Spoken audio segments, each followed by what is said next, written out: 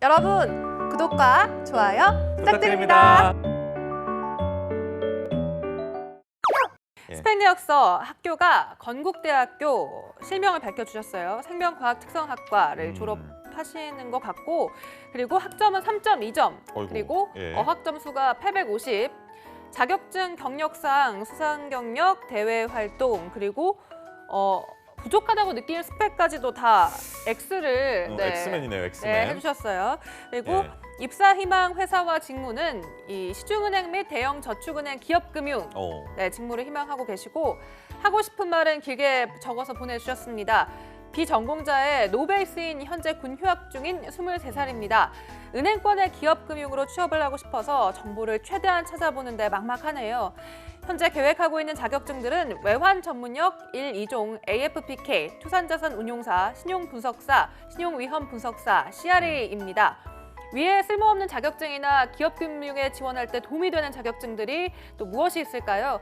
비전공자의 노베이스이다 보니까 이렇게 CFA나 CPA, CDSC 등 큰 자격증들에 바로 손대기가 두렵습니다. 유유, 답변 도와주시면 감사드립니다. 라고 달콩님께서 보내주셨는데요. 상당히 앞에 스펙은 좀 간단하게 적어주신 반면 하고 싶은 말, 궁금증은 굉장히 많아 보이시거든요. 그리고 23살밖에 안 되신 이 남성 그러니까요. 취준생인데 군 휴학을 하신, 전반적으로 그러니까 어떤 군대 갔다 조언을, 오시고 약간 휴학 중이신 것 같은데 어떤 거 하면 좋을까요? 네, 일단 굉장히 흥미롭다 이런 생각이 들었었고요. 남성으로서는 상당히 이른 시기잖아요. 그 그러니까요. 시기부터 지금부터 취업을 고민하고 계시는데, 심지어 그 취업도 본인의 전공을 살려서 가는 분야가 아니라 이제 다른 분야인 은행을 지금 희망을 하고 계십니다. 네. 그리고 이제 그에 대해서 나름대로 이제 조사와 고민까지 상당히 좀 심도 깊게 해 오셨거든요. 네. 그러니까요. 어떤 직무를 희망하고 계시고 그것을 가기 위해서 이제 공부해야 되는 자격증들까지도 이렇게 나열을 하셨는데, 예. 제가 봤을 때는 좀 은행에서 이제 취업을 해서 근무하고 있는 좀 가까운 지인이 있지 않을까, 좀 이런 생각이 들었었습니다. 형이나 네. 군대에서 형이라든지 뭐 만났던 가족이라든지 선임이라든지 네, 그런 분들이 있는 것 아니 같습니다. 왠지 어제 그 토스 대표님처럼 군대에서 약간 이렇게 그러니까 생각을 한 건 아닐까. 이 시기가 네. 가장 남자들이 전투력이 좋을 시기예요. 군대 갔다 와서 이제 정신 차려야지. 이거 보세요. 이거 네. 보면 스펙이 하나도 없지 않습니까? 군대 가기 전에 약간 정신 못 차렸다가 이제 군대에서 정신을 많이 차린 거죠. 그래서 뭐 하면 좋을까 이렇게 생각하고 있는 이 열정 그대로 살려가지고 성공 취업까지 이어가시길. 저는 못했었거든요. 군대 갔다 와서 2주 만에 네. 원래의 사람으로 되돌아가더라고요. 그렇습니다. 홍 반장님은 좀 이렇게까지 많은 고민을 하고 있는데 실제로 좀 은행권에 이공계가 지원하는 경우가 많은가요? 이공계 인력들을 일단 은행에서는 환영을 하고 있습니다. 다양한 이공계 인력들이 은행에 지원해 주길 바라고 있고요. 은행에서 요새 환영받는 이공계가 대표적으로 IT라든지 IT. 컴퓨터공학과 이런 쪽들에 있겠죠. 은행들이 요새 이제 디지털 전환, 디지털 트랜스포메이션에 사활을 걸고 있고, 핀테크가 아니라 테크핀이라는 말이 나올 정도로 기술이 금융과 융합하는 것이 점점 빨라지고 있습니다. 이러한 배경 덕분에 기술에 대한 이해와 역량을 갖추고 있고 금융권에서 활약할 수 있는 이런 이공계 인력들이 환영받는 것인데요. 은행들이 이제 전통적인 예대 마진을 넘어서 비이자 수익 같은 것을 많이 추구를 하고 있습니다. 뭐 기업금융이라든지 IB 이런 것들을 키우겠다는 전략도 있는데, 네네네. 그런 기술 기업의 사업에 대해서 평가를 하고 신용도를 평가하고 어떤 곳에 투자해야 될지 이런 것을 결정하기 위해서는 그 기술에 대한 이해가 있어야 되는 것이거든요. 네네. 그렇기 때문에 이런 기술에 대한 이해도를 가지고 이공계 전공자들이 은행에서 활약할 수 있는 겁니다. 다만 이러한 분들이 왜 은행원이 되고 싶은지 본질적인 질문에 대해서는 본인 스스로 좀 답을 구해봐야 됩니다. 네. 면접에서 이 질문을 받을 확률이 굉장히 높거든요. 거의 한 100%라고 지금 생각이 드는데, 왜 전공 분야로 취업을 하는 것이 아니라 은행을 오고 싶은 것인가, 이런 분야에 대해서 좀 답을 준비하셔야 될 것이고요. 지금 네. 이 신청을 하신 이 지원자 같은 경우에는 기업금융으로 이미 희망하는 직무를 정하셨어요. 근데 이공계로 은행 지원하는 분들 중에는 뭐 직무나 산업에 대해서 잘 모르시는 그런 분들도 계실 거라고 생각이 되는데, 내가 은행에서도 뭐 개인금융, 기업금융, IB, PB 여러 직무 중에서 어떤 것을 희망하는지 그런 분야도 좀 정해야 될 것 같습니다. 근데 기업금융이 TO가 개인금융보다 좀 낮다, 그러니까 적다라는 얘기가 있어가지고 경쟁률이 치열해서 개인금융 쪽으로 지원해야 된다 이런 조언도 하시는 분들이 계시던데 어떻게 보세요, 홍 반장님은? 사실 저는 희망하는 직무로 이제 지원을 하는 것이 맞다 이렇게 생각을 하고 있는데요. 네. 내가 준비된 분야, 선호하는 직무로 지원하시는 것이 맞습니다. 지금 당장은 기업금융을 희망한다고 할지라도 연수원에서 어떻게 배치를 받을지 그리고 실제로 지점에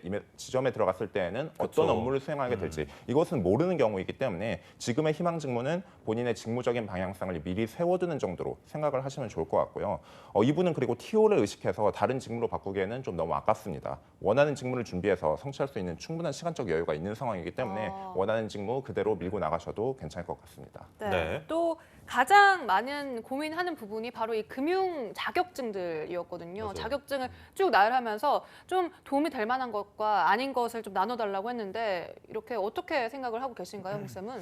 네, 벌써 자격증 공부에 뛰어들어야 할 이유는 저는 없다고 보는데요. 그래요? 특히나 그것이 뭐 CFA라든지 CPA라든지 CDSC 이와 같이 이제 전문 자격증이라면 네. 더욱 신중해야 한다고 봅니다. 오랜 기간 공부해야 되고 이런 전문 자격증 취득을 고려한다면은 저는 크게 한 3가지를 고민해봤으면 좋겠는데요. 오, 네. 첫째로는 이 자격증을 내가 취득해야 하는 이유가 무엇이고, 둘째로 이 자격증을 내가 취득할 수 있다는 생각이 드는지, 셋째로는 이 자격증 취득 후 업무를 수행하는 데 있어서 내가 적성에 맞을지 크게 이 3가지를 저는 고민해봐야 된다고 봅니다. 우선 첫째, 자격증은 그 자체로 목표가 아니라 그 자격증을 활용해서 내가 무엇을 하고 싶은지 이 목표가 따로 있는 거잖아요. 그런 자격증을 공부하는 이유가 있을 텐데 그걸 꼭 전문 자격증을 취득해야만 목표를 이룰 수 있을까? 이런 부분에서 저는 고민을 좀 해봐야 된다고 봅니다. 네. 이분의 경우에는 오로지 은행 취업을 위해서 지금 전문 자격증 취득을 고려하고 계시는 그렇죠. 거잖아요. 네. 근데 은행을 합격하시는 분들 중에 이런 전문 자격증을 가지고 합격하는 분들의 비율이 아마 10%도 되지 않을 겁니다. 따라서 은행 취업만을 생각한다면은 전문 자격증보다는 보다 쉽게 딸 수 있는 자격증들을 공부하는 것만으로도 충분하지 않을까 이런 생각이 드는데요. 이분이 앞서 언급한 자격증 중에서 뭐 신용분석사라든지 신용유형 분석사 등은 원하는 기업금융직에서 실제로 우대를 받을 수 있는 자격증이고요. 네. AFPK와 투자자산운용사는 기업금융보다는 개인금융이나 WM 쪽과 관련이 있다고 볼 수 있겠습니다. 둘째로 이제 시험 합격의 가능성이 있을 텐데 전문 자격증이 이제 괜히 전문 자격증이라고 불리는 게 아니잖아요. 섣부르게 내가 이 공부를 시작해야겠다 하고 이제 뛰어드는 것이 아니라 이 공부를 했었을 때 내가 어느 정도의 기간이 걸릴 것 같고 실제로 내가 딸 수 있겠다는 생각이 어느 정도 들었을 때 이제 전적으로 임해야 후회를 하는 상황이 오지 않을 것이라고 지금 봅니다. 네. 자격증 취득 후에 수행하는 업무에 대한 적성에서도 예를 들어서 회계사 같은 경우에는 예. 굉장히 많이 선망받는 그런 직종이잖아요. 그렇죠. 이제 전문성도 함양시킬 수가 있고 본인의 뭐 고액 연봉을 받을 수도 있고 하지만 실제로 회계사분들이 일하시는 것을 보면은 이제 워라밸도 굉장히 안 좋고 업무 난이도도 높고 기한도 타이트하고 이런 경우가 많은데 네. 이런 회계사 업무에 대해서도 내가 자격증을 취득하는 것까지는 괜찮지만 내가 그 업무를 잘 수행할 수 있을까? 적성이 있을까? 이런 부분들 고민하셔야 될 것 같습니다. 이게 금융자격증 앞서 언급하신 것들이 뭐 토익이나 이런 것처럼 유효기간은 따로 없는 건가요? 금융자격증 같은 경우에는 이제 대체로 유효 기간은 지금 보이지 않는 것 같습니다. 한번 따면 일단은 이분이 사실 근데 네. 남자친구 굉장히 이른 나이에 이런 고민하고 계셔가지고 23살이면 앞으로 입사까지 한 뭐 적으면 한 3년, 길게는 뭐 한 근데 5년까지도 남아 있는 요즘은 것 빨리빨리 같은데. 준비하는 추세라서요. 그러니까 이런 네. 분들 때문에 그 연령이 낮아지고 있지만 그래도 향후 뭐 한 2년 정도는 지나야 취업을 본격적으로 하지 않습니까? 근데 이때 대학생 때 일단은 취업 준비하는 데 있어서 좀 챙겨야 될 게 뭐라고 보세요? 지금 한 3학년 정도 되는 것 같은데. 네, 저는 뭐 크게 학점과 다양한 경험 그리고 어학 이렇게 좀 챙기셔야 될 것 같은데요. 학점, 네, 네. 학점 같은 경우에는 이제 이공계 같은 경우에는 본인의 전문성을 가장 잘 드러내는 분야이기도 하고 네. 학생의 본분이자 성실도를 드러내는 척도이기 때문에 네. 최대한 높게 받을수록 좋을 것 같습니다. 그리고 실제 기업을 지원하는 데 있어서 학점 4.5점 만점에 3점이 안 된다면 지원이 그러니까요. 불가한 그런 기업도 있기 때문에 최대한 신경을 써 주시고요. 둘째로 경험. 이제 학생 때 누릴 수 있는 다양한 경험들을 해보셨으면 좋겠는데 저는 어떻게 봤을 때 이것이 자격증보다도 훨씬 중요한 것이라고 보입니다. 그래요? 네네. 본인이 어떤 가치관을 갖는지, 어떤 특성과 적성이 있고 앞으로 삶의 방향성을 어떻게 설정하고 싶은지 그러니까요. 이거는 공부를 통해서 얻는 것이 아니라 본인이 어허. 다양한 경험을 하면서 실제 느끼고 배우면서 이제 얻어가는 것이기 때문에 인생에서 굉장히 중요한 거잖아요. 나를 예. 알고 어떤 인생을 살고 싶은가. 그렇죠. 그리고 이제 자격증 같은 경우에는 뭐 당장 입사해서 한 길면 2, 3년 정도의 업무 퍼포먼스는 보장을 할 수가 있겠지만 사실 장기적으로 보다 중요한 것은 이 사람이 어떤 가치관과 적성을 갖고 있는가, 맞아. 직무를 수행하는 사람으로서 적합한 그런 소양과 생각 등을 가지고 있는가 이런 것들이 더 중요하고 이런 것들을 내가 경험을 통해서 발견하고 그리고 실제 나 이런 사람이에요 이렇게 어필하고 납득시키는 것도 경험을 통해서 납득을 시켜야 됩니다.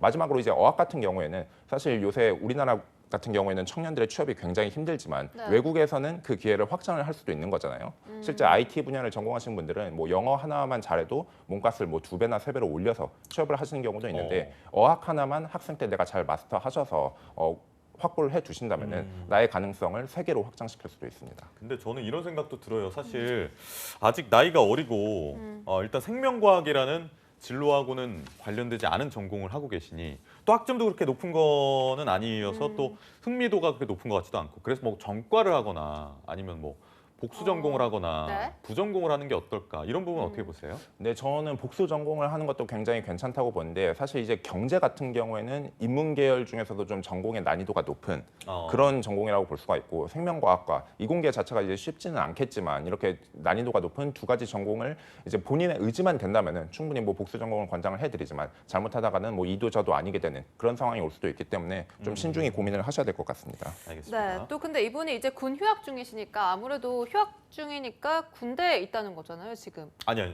아니에요? 그럴 수도 있고 그것까지는- 전역하고 칼복하기 안 돼서 한 3개월, 4개월 이렇게 쉬는 경우도 쉬는 있어요. 경우. 예. 그래서 저는 이 쉴 때도 약간 자격증 하나 정도는 좀 공부를 해도 되지 않을까 생각이 드는데 정말 딱 하나만 자격증 꼽는다면 어떤 자격증 추천하세요? 저는 자격증 하나만 꼽는다면은 커말을 지금 일찍 하셔가지고 끝내시는 게 좋을 것 같습니다. 커말이요? 네네. 커말. 어. 그러니까요. 커말하고 나면 이제 PPT 이런 것도 좀 능수능란해지는 거죠. 근데 커말 같은 거를 네. 할 경우에는 이제 PPT나 문서 작성에 있어서도 어느 정도 도움이 받겠죠. 그러니까 이제 3학년, 4학년 이제 팀플 할 때도 네. 커말 지금 자격증 따놓으면 자격증도 따고 나중에 이제 팀플 할 때 PT 만들 때도 좀 도움 받고. 근데 팀플 할 때 덤터기 쓰는 거 아닌가요? 너무 잘하면. 잘하면 안 돼. 군대처럼 모든 중간만 딱 가야 되는데. 그렇습니다. 네. 자, 오늘 끝으로 조언 한 말씀 듣고 이분은 좀 보내드릴게요. 네. 보내신다. 좋은 곳으로 가버렸. 알겠습니다. 뭐 일찍부터 취업에 대해서 지금 고민하시는 것이 굉장히 성숙하고 멋지신데요. 하지만 너무 일찍부터 한정적인 경험과 시야로 나의 다른 가능성을 배제하지는 않는가 이런 부분 좀 주의해야 된다고 볼 것 같습니다. 뭐 전문 자격증 공부처럼 기회 비용이 크고 다른 가능성을 제한하는 것은 정말 신중히 고민하셔서 실행하셨으면 좋겠습니다.